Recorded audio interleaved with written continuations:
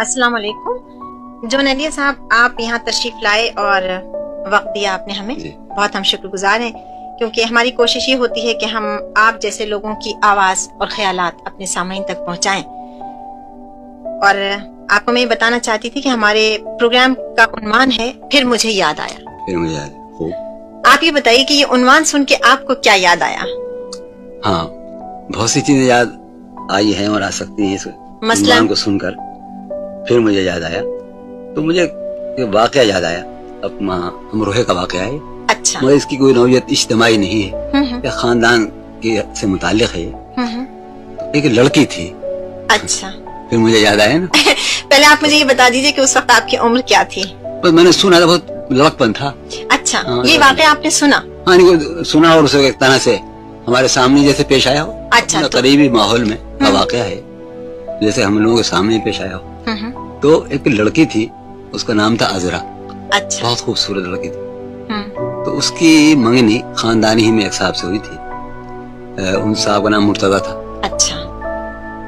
तो मंगनी का बल्कि निकाह हो गया था, यानी रुखसती नहीं हुई थी, निकाह हो गया था। ये सिलसिला और रुखसती होनी थी 1 बरस बाद या 1.5 बरस बाद। मगर क्या हुआ कि एक दिन इत्तला आई कि मुर्तजा का इंतकाल हो गया। तो वो लड़की सहन में बैठी हुई कुछ काढ़ रही थी।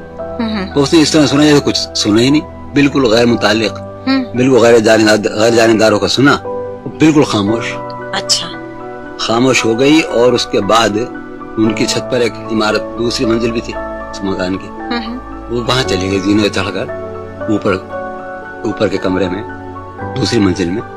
फौरन वहां चली गई लड़की, और अब वो वहीं रहने लगी गोया। अच्छा। बहुत कोशिश करते लोग उसे बुलाएं, अच्छा कोशिश क्या थी कि उस वाक़े की कोई याद दिलाए कि उसे रुलाया जाए। हाँ। वो रोती भी नहीं थी, कुछ नहीं, बिल्कुल खामोश। अच्छा। बिल्कुल पत्थर। और साहब वो उसकी भूतबाश वही तन्हाई में उसने रहना शुरू किया, वहीं खाना जाता था, वहीं सब कुछ, पूरी जिंदगी। तो चंद महीने गुजरे। एक दिन क्या हुआ कि अचानक वो वहां से उतरी कोठे पर से और अपना बक्स खोला और बहुत ही शाहाना किस्म का एक लिबास जोड़ों से निकाला और पहना। तो लोग हैरान, ये क्या किस्सा, और फूल। अच्छा। उसने फूल पहने जोड़े में और गजरा। ये अजीब व गरीब बात थी कि एक लड़की जो बिल्कुल पत्थर हो गई, इतना बड़ा हादसा पेश आया हो, तो या तो उसने रद्द अमल ही कोई नहीं दिया था, या ये अचानक अजीब व गरीब। तो उसकी किसी सहेली ने पूछा तो हुआ क्या है? तो उसे बड़े इत्मीनान से कहा कि वो आए थे। अच्छा। हाँ, वो आए थे और वो मुझे लेने आएंगे। फिर कौन आए थे? कहे वो लिबास पहन के ऊपर चली गई। तो मालूम ये हुआ कि उसने ख्वाब में देखा है कि मुर्तजा आए हैं। अच्छा। उसके मंगे तक उन्होंने कहा कि मैं आऊंगा और तुम्हें अपने साथ ले जाऊंगा। तो लोग समझे कि दौरा है, दौरा पड़ा है, जाहिर इतना बड़ा हादसा है, तो ये गैर मुतवाज़िन हो गई लड़की। हाँ। तो ऊपर रही, ऊपर बैठ गई जाकर। थोड़ी देर के बाद जो लोग गए देखने में अब क्या कहते थे, तुम्हारी वो खत्म हो चुकी थी। अरे हाँ। अब ये इतना अजीब किस्सा था ये, बहुत धीमा सा, अजीब सा, बहुत शदीद, बहुत धीमा, यकीनन कुछ अजीब, इसमें कुछ आवाजें भी नहीं है, फरियादें भी नहीं है, और वाकया हो गया। हाँ, ये तो बहुत गहरा असर हुआ आप पर। ये बहुत लोग करीबी माहौल का था ये किस्सा, तो अजीब सा था। तो आपको ये वाकया जो याद रहा, तो यूं तो जिंदगी में बहुत से वाकयात होते हैं, आपने और भी बहुत से लोगों को देखा होगा कि वो गुजर गए या हादसात में गुजर गए, तो कहीं ये तो नहीं कि आपकी तबीयत में खुद इतनी एक उदासी का अंसर है, एक तन्हाई का? उदासी थी ना। हाँ, कि इसने आपको इतना मुतासिर किया कि आपके तबीयत हो गया ज़हन में। मिजाज से कोई मुताबिकत रखता था। कुछ अजीब सा किस्सा, कुछ दास्तान सी जैसे। हाँ हाँ। यानी हकीकत भी दास्तान बिल्कुल मालूम होती है, ख्वाब बिल्कुल इस तरह का वाकया था। और ये बहुत मुझे कभी कभी याद आता है, तो ये उदास करता है। हाँ, ये तो आपके कुर्ब जवार की एक बात थी जो आपको याद रही। इसके अलावा कुछ याद? बहुत से वाकयात हैं। कोई अपने यानी ये याद के शायरी आपने कैसे शुरू की? हाँ हाँ, ये बात। हाँ साहब, पहले में ये मुझे याद आया। हाँ। हुआ ये कि शाम का वक्त था, शाम से जरा पहले, यूँ समझ लीजिए 5 बजे का वक्त है, नहीं अंधेरे से पहले। तो हाँ, शाम ही का वक्त सही याद है। तो हम लोग खेल रहे थे अपने मोहल्ले में, तो और भाग दौड़ का खेल था। तो किसी ने कहा कि सीधे हो लो। दौड़ा तो मैं करबला की तरफ, मगरिब की तरफ, अपने मोहल्ले की गली से। मैंने दौड़ते हुए ये कहा कि करबला जाने से रात हो जाएगी। वो ये कहे कि मैं फौरन खड़ा हो गया। वो ये क्या किस्सा है? ओहो। ये तो कुछ और तरह की इबारत है, ये वो इबारत नहीं है जो हम दिल में बोलते हैं, ये वो जबान नहीं है, वो ये नसर नहीं है। जो शायराना माहौल था मैं फौरन समझ गया कि ये वारदात हुई और वारिद हो गया। अच्छा, कोई खास बात नहीं थी, शेरियत नहीं थी, कोई जज्बा नहीं था, मगर वो जो एक आहंग था उसका जुमले का, उसने इतना वजद मिलाया कि वो साहब खड़ा हो गया और वजद क्या हालत में, नतीजा मुझे आके उसे पकड़ लिया। अंदाज़न क्या उम्र रही होगी? ये बहुत ही छोटा था, हाँ बहुत कम। अच्छा, अब बाकायदा शेर जो मैंने कहा जिसमें कोई इस तरह की गलती भी नहीं थी कि कोई हरफ गिर गया हो, जो बाकायदा शेर था, तो वो 2 शेर थे। ये शायद 8 बरस की उम्र होगी। और आपको याद है? हाँ बिल्कुल, वजह क्या है, ऐसे वाकयात आदमी बहुत याद रहते हैं। अच्छा, आप ये बात देखेंगे कि आपको बहुत से शुरू के वाकयात तो याद होंगे। हाँ। जब आपकी 4 बरस की उम्र थी, 6 बरस पहले माजी या करीब के भूल जाते हैं। बिल्कुल, उस जमाने के वाकयात बहुत याद है। अच्छा, फिर ये नफ्स में बिल्कुल उतर गया था ये वाकया, ये सूरत हाल, तो ये मुझे मुसलसल याद रही।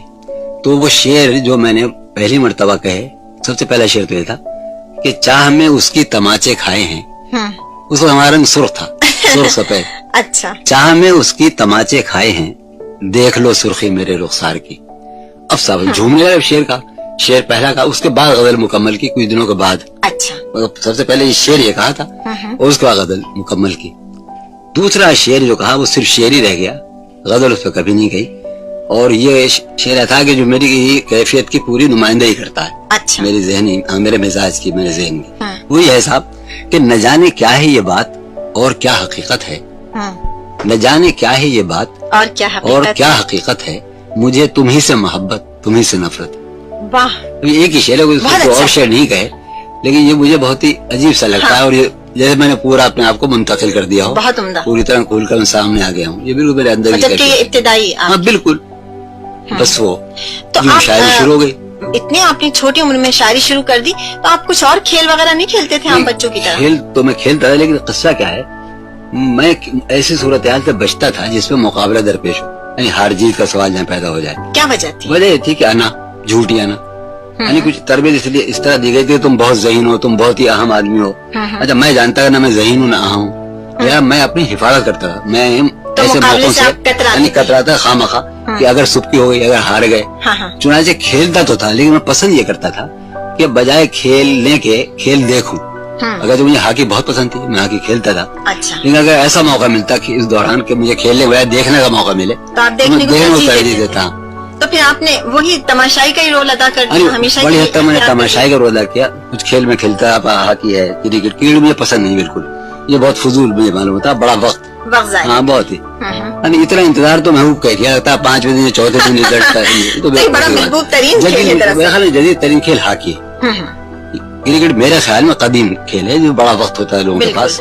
तो हॉकी मैंने बहुत खेली, टेनिस भी, और अपने जो इंडोर गेम्स हैं इनमें। अच्छा, उस वक्त के जो मकबूल खेल थे जिनमें वक्त बहुत जाया होता था, जैसे शतरंज, वो आपने खेली? शतरंज मैंने नहीं खेली। हमारे जमाने में शतरंज बहुत कम हो गया था रिवाज। अच्छा। फिर दोबारा शुरू हुआ रिवाज इसका।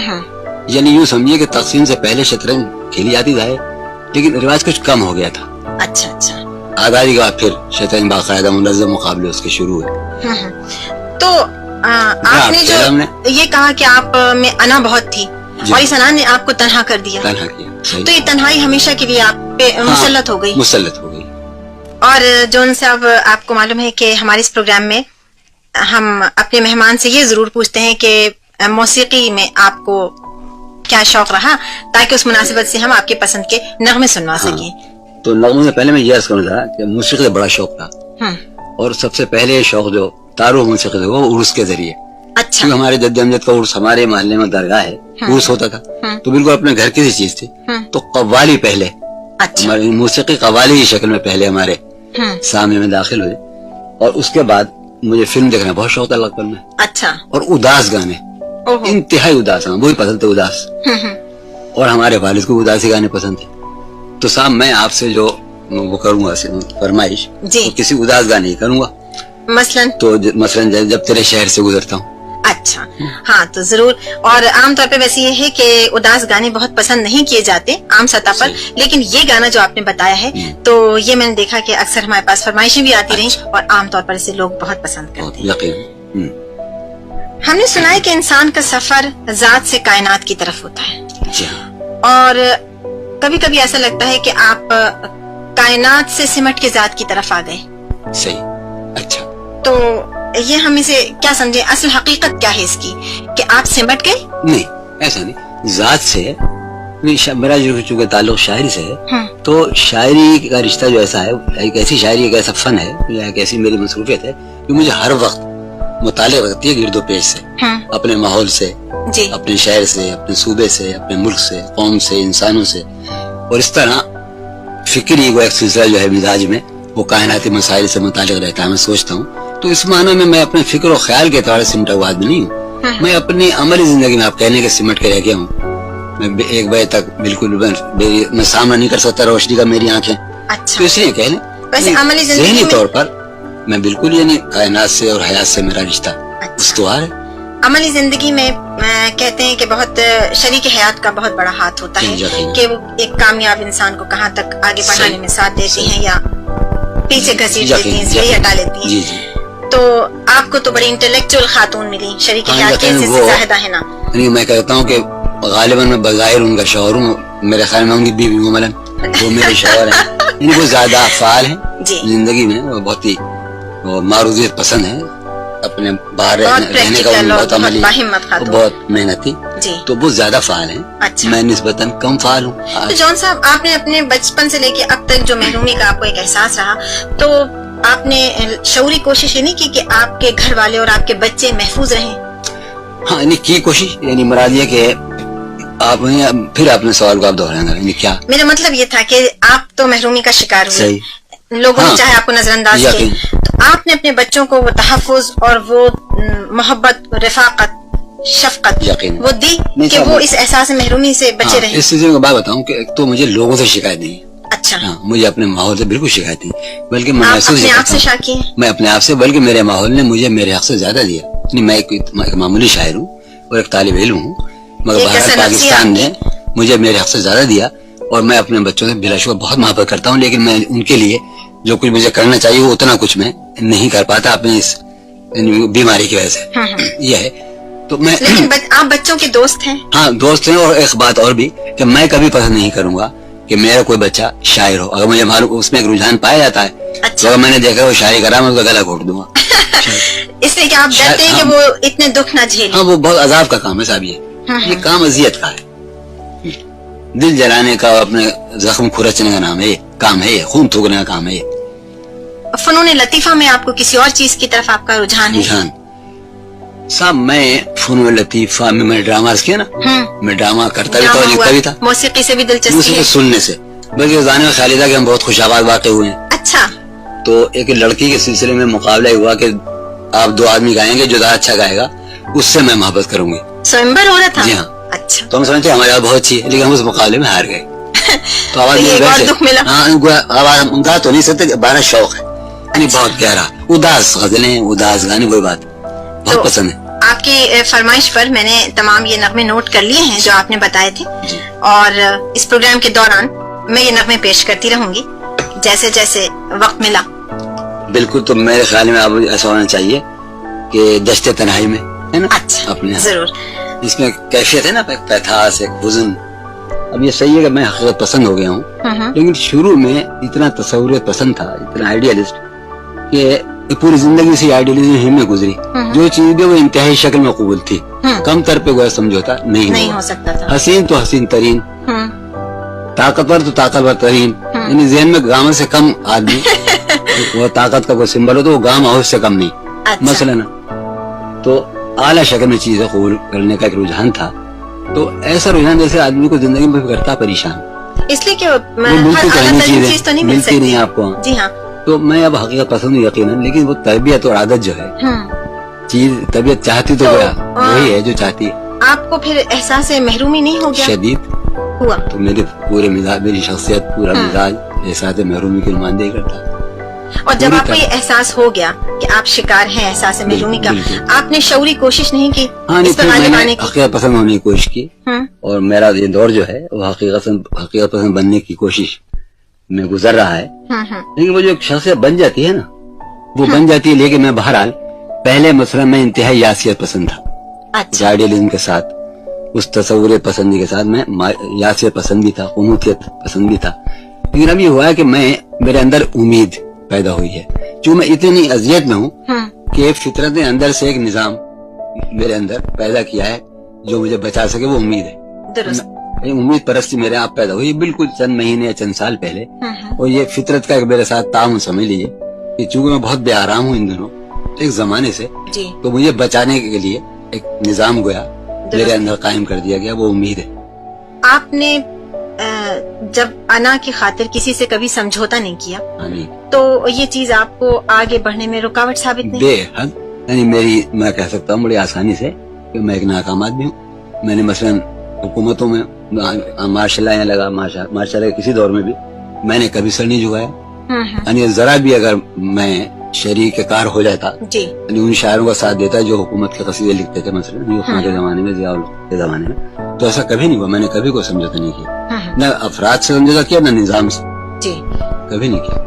لیکن اس کا نتیجہ یقیناً یہ ہوا کہ ہر اعتبار سے آپ نے نقصان اٹھایا. تو کبھی آپ کو یہ خیال نہیں ہوا کہ ارے ذرا سی منافقت کر لیتے تو اچھی گزرتی؟ یقیناً کبھی. دیکھیے انسان میں جو اندر آدمی بہت سی حالتیں ہوتی ہیں، اور کبھی کبھی وہ سوچتا ہے کمیونگی اختیار کرے، بے ایمانی کرے، آتا ہے لمحوں میں آتا ہے، سمجھوتا کر لیتے کیا بگڑ دیتا. یعنی کون سا کراچی کا ٹریفک دھرم برہم ہو جاتا اگر آپ سمجھوتا کر لیتے. بہت سے کر رہے تھے، ہم بھی شامل ہوتے ہیں. چوک ہو رہے تو کوئی تکونا نہ ہو جاتا، مگر وہ آتا ہے لمحوں میں آتی ہے بات.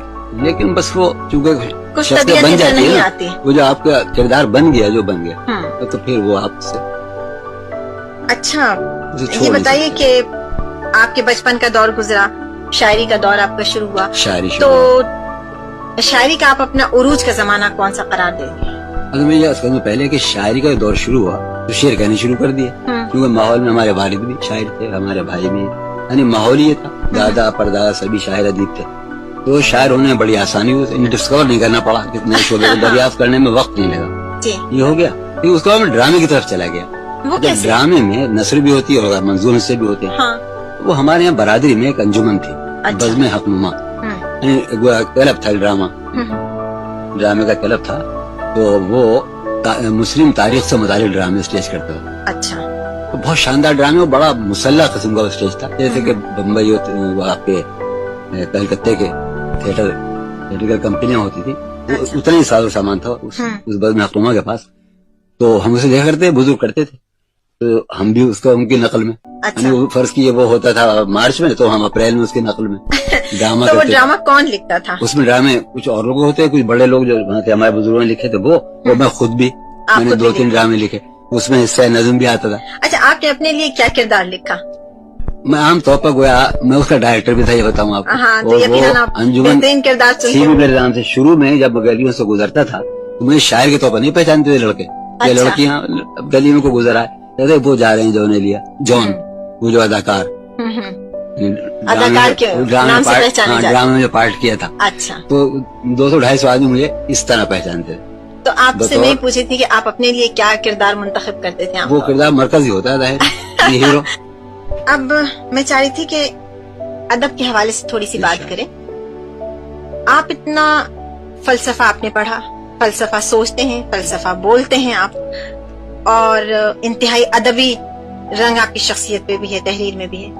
یہ آپ نے ڈائجسٹ کی طرف کیوں آ گئے، کیوں نکالا؟ ہاں لوگ تو یہ کہتے ہیں کہ یہ غیر ادبی چیز ہے. صحیح. ہمارا علمی اور ادبی پرچہ تھا وہ، دراصل آپ نے اگر دیکھا ہو تو خالص علمی اور ادبی تھا.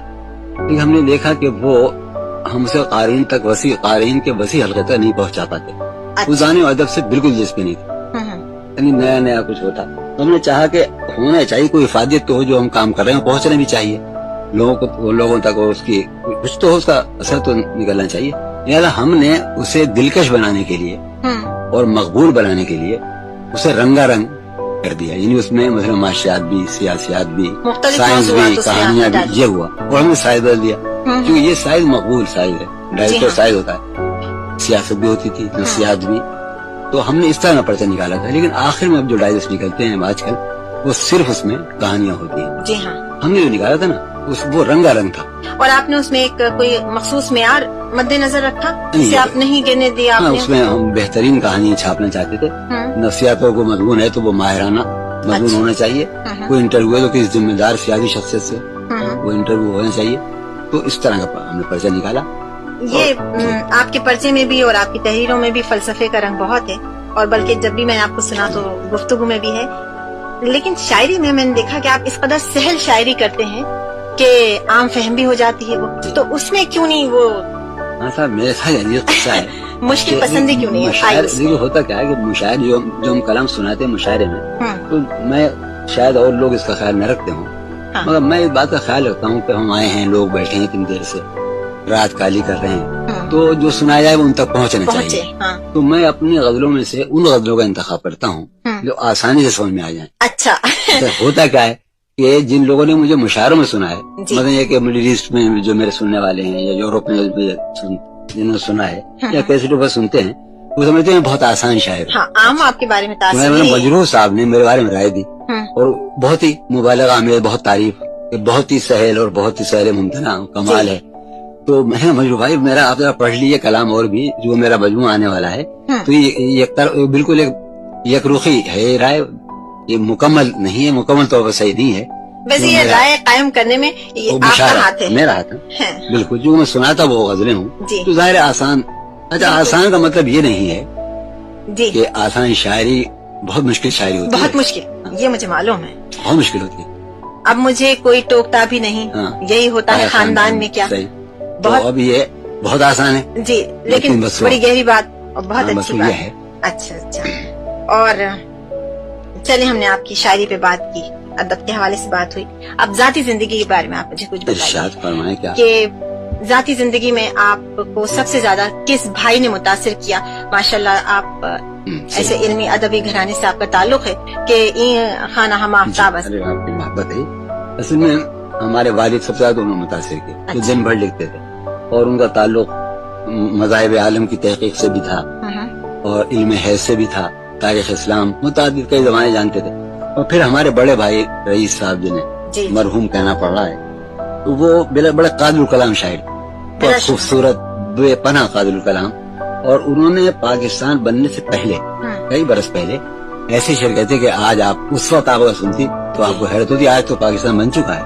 بس دیکھیے ان کا شعر کہ یاد رکھنا وقت کا فرمان ٹل سکتا نہیں، موت ٹل سکتی ہے، پاکستان ٹل سکتا ہے۔ اگر سن 43 میں یہ بات آپ کہیں، یہ یقین نہیں آتا انگریز چلا جائے گا بڑے صغیر سے، اس وقت یہ شاعر یہ کہہ رہا ہے، تو یہ تو ایسا لگتا ہے کہ جو علم نجوم اور اس وقت بالکل تعلق نہیں دوں گا، وہ فقط شاعر ہے، یہ تو 15-20 برس پہلے کی بات، وہ خالص شاعر۔ دوسرے شعر انہوں نے کہا 1 برس پہلے کہ عید کے موقع پر کہ اے مہ نو کاش اتنا ہو تیرے امکان میں، سال آئندہ ہو اپنی عید پاکستان میں، تو یہی ہوا بھی۔ تو میں ان سے بہت متاثر تھا کیونکہ بہت خوبصورت، بہت وسیع ان کا مطالعہ، بہت شاندار شاعری وہ کرتے تھے زمانے میں، سیاسی قومی شاعری، تو وہ بہت متاثر کرتے تھے۔ مطلب ذرا ایک لمحے میں انہوں نے 1 منٹ میں 2 شعر کہہ دیے، تو یہ دیکھ کر ان کے قادر کلامی طبیعت بہت متاثر ہوتی تھی۔ پھر ہمارے فلسفے کے زیادہ تعلق ہے ہمارے مجرے بھائی سے محمد تقی، وہ ہر وقت فلسفے میں مصروف رہتے تھے، تو یہ دونوں چیزیں میرے بیک وقت مجھ پر اثر انداز ہوئی، شاعری بھی اور فلسفہ بھی، اور میں فلسفیوں اور شاعروں کو ایک طرح سے اپنا مثالیہ سمجھنے لگا۔ تو شاعری میں آپ نے کیا اصلاح لی رئیس صاحب؟ نہیں ان سے تو نہیں، میں نے بابا سے اصلاح لی، کیونکہ وہ بھی بابا ہی کے شاگرد تھے۔ آپ کے والد صاحب کا کوئی کلام شائع ہوا؟ ہاں اصل میں شاید آپ آگے سوال کریں تو اس کا جواب میں اس وقت دوں گا، ان کی کچھ چیزیں شائع ہوئی، لیکن ان کی شاعری کچھ نظم شائع رسالوں میں لیکن مجموعے کی شکل میں نہیں شائع ہوا، تو یہ میرا بہت بڑا دکھ ہے۔ ہاں آپ بھی بہت عرصے بعد مجموعہ آپ نے ترتیب دیا ہے اور اب ہم سن رہے ہیں کہ منظر عام پہ آنے والا ہے، تو دیکھیے بالکل مربوط بات ہو گئی جی۔ اصل میں طالبہ صاحبہ قصہ کیا ہے کہ میں نے ایک شخص کو دیکھا کہ جب میری آنکھ کھلی تو وہ لکھ رہا ہے، جب میں سو رہا ہوں اور رات کو آنکھ کھلی فرض کی گیا تو بچہ سویرے سے ہوتا ہے، تو دیکھا کہ 11 بجے وہ لکھ رہے ہیں ہمارے والد۔ اچھا ان کا تو مجموعہ نہیں چھپا، اور اس کی کیا وجہ ہوئی؟ اس نے ممکن ہے میری ذمہ داری ہو، میری غیر ذمہ داری ہو کہ وہ سامنے چیزیں نہیں آ سکی، لیکن 12 ان کا کلام نہیں چھپا۔ ہوا یہ تھا کہ انہوں نے جو 2-3 بیاضیں بنائی تھی، کوئی 5-6 شعر تھے ان میں، وہ کوئی دوست لے گیا اور کوئی لوٹ کے نہیں آئی۔ تو میں سمجھتا ہوں کہ میرے باپ کا کلام نہیں چھپا تو میرا کیوں چھپے، اور میں سمجھتا ہوں بڑی حد تک میری ذمہ داری بھی ہے، تو میں اپنے آپ کو سزا دے رہا ہوں ایک طرح سے۔ یہ آپ کیوں آخر خود اذیتی کے شکار ہیں کہ آپ ہر چیز کی سزا؟ میرا پہلا مجموعہ 25 برس پہلے آنا چاہیے تھا جو اب آ رہا ہے، پھر میں نے قابو پایا کہ بھائی چلو ایسا ہے کہ تمہارے باپ کا کلام نہیں چھپا تو تم بہرحال اپنے باپ کے بیٹے ہو, تم نے وہ بہرحال اگر محفوظ ہو جائیں تمہارے نام کے ساتھ تو یہ ایسی ایک دکھ کسی بات ہے, مجھے بڑا ایسا جرم ہوتا ہے جب میں نے کبھی اشاعت کے اپنے کلام کے 10 سالوں میں بھیجتا ہوں اور نہ بدوان چھپا تھا, بہرحال آ رہا ہے. یہ بہت خوشی کی بات ہوگی کیونکہ بہت سے لوگوں کو انتظار تھا, اور آج آپ نے ایک نئے رخ کا اظہار کیا ہے کہ شاعری میں نہ صرف سہل پسندی بلکہ گہرائی اور مشکل پسندی بھی ہے. تو اب جب مجموعہ ہم دیکھیں گے نہیں, میں نے یہ کہنا چاہا کہ میں نے آسان شعری نہیں کہے تو میں آسان شعر بھی کہے, لیکن بہرحال وہ شعر بھی جو زبان کے اعتبار سے بہت زیادہ سہل نہیں ہے جی, وہ میرے کلام کا غالب حصہ ہے. آپ سے گفتگو کر کے بھی اور آپ کا کلام جہاں تک سنا ہے اور پڑھا ہے وہ دیکھ کے اندازہ ہوتا ہے کہ انتہائی بے ساختہ شخص ہیں آپ, اور یہاں تک ہے کہ اگر جی چاہے تو سارے بازار میں رقصم والی کیفیت کا تماشا بھی آپ کر سکتے ہیں. اگر چاندنی رات ہو اور ٹریفک نہ ہو بند روڈ ہو تو میں لیٹ سکتا ہوں بند روڈ پر, کوئی آپ کو تعامل نہیں ہوگا, بالکل تعامل نہیں ہوگا. تو یہ کیفیت مجذوبانہ ہے یا طفلانہ؟ بالکل ہاں طفلانہ ہی کہیں. میرے اندر ایک بچہ جو ہے جی وہ کبھی گویا باغ آنے کے لیے تیار نہیں اپنی حرکتوں سے, وہ ہے. اچھا بالکل. تو پارا صفت بھی آپ ہیں اتنے, اور بچپنا بھی ہے آپ میں, اور اتنا حزن اور اداسی بھی ہے, یہ یکجا کیسے ہو گئے؟ دیکھیے جو آدمی تصور پسند ہو اور جو بچہ ہو جو دنیا چاہتی ہے اسے پختہ ہونا چاہیے, اور وہ دنیا سے وہ معاملہ کرتا ہو جو بچے کرتے ہیں زندگی سے معاملہ, تو وہ تو ناکام ہوگا بھی, اسے تو اداسی محسوس ہوگی, اس کا معاملہ تو زندگی سے نہیں ہو سکے گا. آپ کو نقصان آپ کی ضد نے پہنچایا؟ ہاں, ضد نے, آئیڈیلزم نے, آدرش کی تلاش نے. اچھا جون صاحب, آپ کی تحریریں جب دیکھی, میں نے پڑھی, تو مجھے کبھی کبھی احساس ہوا کہ میں شاید عہد بابل کے کسی شخص کی سن رہی ہوں. ہاں, اس سے آپ صحیح فرما لیں. آپ خود کو کس زمانے کا آدمی سمجھتے ہیں؟ سمجھیے کہ جب میں لڑکپنی کی بات ہے, ہمارے والد دراصل ایک خاص فضا میں رہتے تھے, قدیم بابل, عہد نامہ عتیق, اولڈ ٹیسٹامنٹ, اس طرح کی فضا تھی چونکہ ان کی. وہ با معاملات بہت جدید تھے, اسٹرانومی کے آدمی تھے وہ, تو وہ تمام قصے سنتا تھا, جند اوسطا, عہد نامہ عتیق, ہندوستانی گویا مذہبی کتابیں. تو میں بابل سے اور عراق کے اس علاقے سے بہت متاثر ہوتا تھا, اور میں گویا بر صغیر میں نہیں رہتا ذہنی طور پر, میں ذہنی طور پر بابل میں رہتا تھا. بابل کے باغوں میں, معلق باغ, ان کے گویا نیچے سے گزر رہا ہوتا تھا, اس پر لکھا بھی میں نے. اچھا یہ بتائیے کہ کبھی تو آپ اتنے قدیم لگتے ہیں اور کبھی آپ اس خطرناک حد تک جدید ہوتے ہیں کہ یہ لگتا ہے کہ ہم بہت پیچھے ہیں, آپ کسی بہت آگے آنے والے زمانے کے شخص. تعداد کہہ لیں یا اسے آپ تاریخی اور تہذیبی تسلسل کا تقاضا کہہ لیں کہ ایک تسلسل ہے میرے جو قدیم اور جدید کا, جو ٹوٹ نہیں پاتا ہے رشتہ. آپ کو لگتا ہے کبھی کبھی کہ آپ اس زمانے میں مسفٹ ہیں؟ ہاں, مجھے محسوس ہوتا ہے کہ کبھی سوچتا ہوں کہ مجھے ہونا چاہیے تھا 4 صدی ہجری میں, وہ کبھی سوچتا ہوں کہ مجھے 24ویں صدی میں ہونا چاہیے. یعنی اس دور میں جہاں میں ہوں, میں اپنے آپ کو نہ ہم آہنگ پاتا ہوں. آپ کا اسٹار کیا ہے؟ اسٹار میرا کیا ہے, 14 دسمبر ہے میری پیدائش, تو کیا ہونا چاہیے. تو اب یہ اچھا, یہ جو اسٹار سوال کیا آپ نے, یہ بالکل جدید سوال ہے. یہ تقسیم کے بعد یہ سلسلے شروع ہوئے. اس زمانے میں ہمارے بزرگ جو تھے, جو نوجوان اس زمانے ہوتے تھے, انہیں اوہام سمجھتے تھے کہ آپ کا اسٹار کیا ہے, آپ ذرا ہاتھ دکھائیے. آزادی سے پہلے ایک بڑی روشن خیالی تھی. اچھا, یہ مغربی انداز نظر آیا ہے ہمارے, لیکن یہ بھی تو ایک علم ہے. ہاں, مجھے خیال یہ آیا کہ یہ رجحان آج کل بہت عام ہے, بہت آزادی کے بعد. میں نے اس لیے سوچا کہ میں آپ سے پوچھ لوں, لہٰذا سامعین جب معلوم کر لیں گے تو پھر وہ آپ کے بارے میں پڑھیں گے, میں چاہتا ہوں سامعین مجھے بتائیں زیادہ کھل کے پھر آپ کو بتا سکیں گے, سمجھ سکیں گے کہ آپ. میں تو یہ چاہوں گا تاجر صاحبہ, کوئی سامعین میں سے کوئی صاحبہ 14 دسمبر کو پیدا ہونے والے کے بارے میں کچھ بتائیں کہ اس کا مستقبل کیا ہوگا, اسے تباہ ہونا ہے, تباہی سے بچنا ہے. آپ کو رئیس صاحب سے بہتر کون بتا سکتا تھا, وہ ہمیں موجود نہیں ہے, کیونکہ ان کے کالم تو گواہ ہیں کہ ہزاروں کیا لاکھوں افراد نے ان سے ہمیشہ رہنمائی حاصل کی. پسندیدہ آپ کا رنگ, موسم اور خوشبو کیا ہے؟ صاحب موسم پہلے بتاؤں, مجھے انتہائی پسند ہے مارچ سے لے کر جو موسم شروع ہوتا ہے جون تک, 15 جون, اور مجھے برسات سے چڑ ہے, جاڑوں سے چڑ ہے. مجھے گرمی لو جو ہے, میں رقص کرنے کی جگہ گلیوں میں, یعنی میں کبھی نہیں, تمام دروازے بند ہیں, کھڑکیاں بند ہیں, اور شائیں اور لو چلی نا, میں چپکے سے نکلا اور گلی میں پہنچ گیا, اور لڑکوں کو بھی کسی طرح نکال لیے گھر سے, ٹہل لیں. یعنی مجھے گرمیوں کی دوپہر ایسی لگتی ہے جیسے چاندنی رات. آپ کی مزاجی کیفیت ایسی تو نہیں کہ کہتے ہیں کہ جب لو چلتی ہے تو پانی ٹھنڈا ہو جاتا ہے؟ ہاں, آپ کی مزاجی کیفیت میں تو مجھے ایسا آہنگ نظر آتا تھا کہ اس پر وجد کرنا چاہیے, رقص کرنا چاہیے. جانے کی مجھے گرمیوں کا موسم بہت ہی پسند ہے. ہوں میں 14 دسمبر کی پیدائش جاڑوں کی. جی, تو آپ نے مجھ سے یہ بھی ذکر کیا تھا کہ آپ منصور حلاج کی سے بہت متاثر ہیں. اصل میں اللہ کی شخصیت بڑا ہی عجیب شخصیت رہی ہے. ہمارے خط و ادب میں, اردو میں, سندھی میں, پنجابی, ہماری جو زبانیں ان میں اس کا کردار شاعری میں بہت ابھر کے سامنے آیا ہے. اور وہ کہ نمونہ ہے وہ اس آزادی رائے کا, ایک بغاوت کا, ایک جب سرمستی و قلندری کا. تو اس پر میں نے پڑھنا چاہا, پڑھا اور اس کی کتابوں کا ترجمہ کیا, اس کی تشریح لکھی. اور اپنے طور پر بھی میں نے حلاج کی زندگی پہ کتاب لکھی ہے, باغی صوفی حلاج. اس میں میں نے کافی کام کیا. کتاب التواسین ان کی بہت شاندار کتاب ہے, اس کا ترجمہ کیا اپنے شوق میں. اور ایک حلاج کے بارے میں کتاب ہے جو ان کے ساتھیوں نے چشمدید واقعات لکھے ہیں, اس کا بھی ترجمہ کیا میں نے, اخبار الحلاج. دراصل یہ جو آپ نے بگولوں کے رقص کی بات کی اور گرم موسم آپ کو پسند نہیں, پتہ نہیں کیوں میرے ذہن میں فوراً منصور حلاج کا خیال آ گیا. اس کے علاوہ آپ سے بات کر کے یہ احساس ہوتا ہے کہ آپ برا مت مانیے گا اس سوال کا, لیکن مجھے لگتا ہے کہ خدا نخواستہ اگر اسی کیفیت میں آپ کی آئندہ زندگی بھی چلتی رہی تو آپ خودکشی نہ کر لیں. ہاں, میں جس اذیت سے 2-4 رہتا ہوں, میں رات بھر جاگتا ہوں, ایک ایسی بیماری ہے. میں نے کئی مرتبہ کوشش کی. ہاں بالکل کوشش کی, بس وہ آخری لمحے پر میں پیچھے ہٹ گیا. اور میرا اپنا خیال یہ ہے کہ اگر میں نے منطق اور فلسفہ نہ پڑھا ہوتا, یعنی میری پوری کو ایک زندگی کا طویل حصہ, مثلا میں نے کل تک بھی مطالعہ کیا فلسفے کا کی زندگی کی طرح, یعنی میری عقلی طور پر تربیت نہ ہوئی ہوتی, عقلیت پسندانہ, ریشنلزم, تو میں یقیناً خودکشی کر لیتا اگر صرف میں شاعر ہوتا.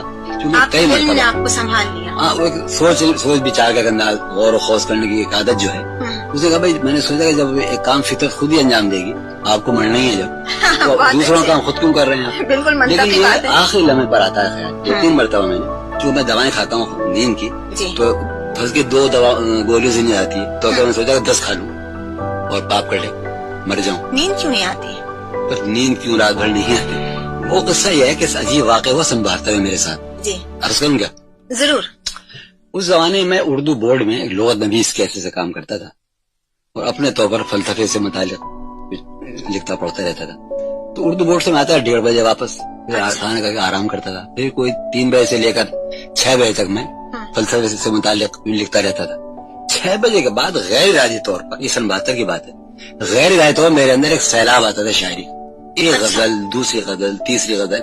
اس زمانے میں نے 6 غزلیں, بلا بے ساختہ, قلم برداشت تھا, بے ساختہ, غیر ارادی طور پر, اور مجھے اس کا شعور بھی نہیں ہوا کیسا ہو رہا ہے. اچانک مجھے ایک دن اندازہ ہوا کہ میں نے کوٹ میں ہاتھ ڈالا. صبح کو جب میں اردو بورڈ جا رہا تھا تو میں نے اپنے کوٹ کی جب میں ہاتھ ڈالا تو بہت سے کاغذ نکلے. کیا ہے؟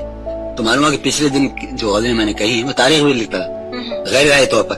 تو میں نے 5-6 غزلیں کل کہی. اچھا, تو یہ جیسے طرح شروع ہوا سن 72 سے لے کر سن 76 تک, کہ رات بھر 9 بجے تک غزلیں کہہ رہے ہیں, 10 بجے تک پھر کھانا کھایا, پھر لیٹ گئے.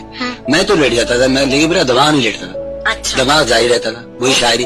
اب 2 بجے ہیں, 4 بجے ہیں. جب اس طرح 1 برس گزر گیا تو میں بھاگا لاہور کہ احباب میں رہوں گا, چل جائے گا یہ سلسلہ, اس سے بچ جاؤں گا کچھ دن کے لیے. چنانچہ وہاں احباب کے مجمع میں اس سے محفوظ رہا شاعری سے. لوٹ کر آیا پھر وہی. چنانچہ یہ سلسلہ سن 72 سے لے کر سن 77 تک چلا, سن 76 کے آخر تک. اور شاعری کی جو روایت تھی وہ تو کٹ گئی. یہ شاعری کا سیلاب آیا تھا, اور بے خوابی کا ایک صحرا رہ گیا, بے خوابی کا ایک ریگستان رہ گیا جو اب تک. چنانچہ میں نے سن 76 کے آخر وہ رو کٹی ہے شاعری کی, سن 83 تک ایک مصرع نہیں کہا. پھر سن 83 سے کچھ بحال ہوئی طبیعت, پھر شعر کہنی شروع کی. تو بہرحال شعر تو میں کچھ کہنے لگا ہوں, کہتا ہوں, لیکن بے خوابی میری زندگی مجھے نہیں ملی, اور میں جو کچھ کرنا چاہتا ہوں میں نہیں کر پاتا. ایک آدمی ذہنی کام کرتا اور ذہنی پر حملہ ہوا ہے, بے خواب ذہن کیا کرے گا. زخمی ہے بالکل میرا دماغ. جون صاحب, ہماری وہ بات ادھوری رہ گئی کہ آپ نے موسم تو بتا دیا, رنگ اور خوشبو.